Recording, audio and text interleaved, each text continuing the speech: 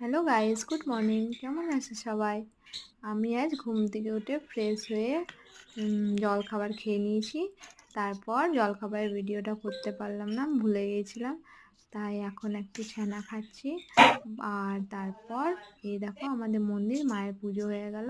মা পুজো করে মন্দির চলে গেল। আর তারপর আমি একটু পর ডাবের জলটা খেয়ে নিচ্ছিলাম।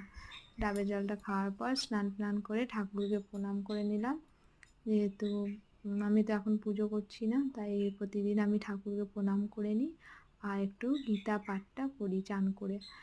ওইটারও ক্লিপটা নেওয়া হলো না, তবে চান টান করে ওইটা পড়ে তার অনেকক্ষণ পরে আমি ভাত খেয়ে দিলাম। আজ মা রান্না করেছিল কাঁঠালের তরকারি, পিচনো ছিল এটাতে, আর ছোটো মাছের টক, আর এটা হলো কি একটা মাছ জানি না, ওই মাছের ঝাল দেওয়া। খাবারটা দারুণ হয়েছিল। খুবই মা রান্না করে খুবই টেস্টি, আমার দারুণ লাগে। এই টকটা খেয়ে তো তোমাদের যদি টেস্ট করবে তো আমাদের বাড়ি চলে আসবে। Bye bye.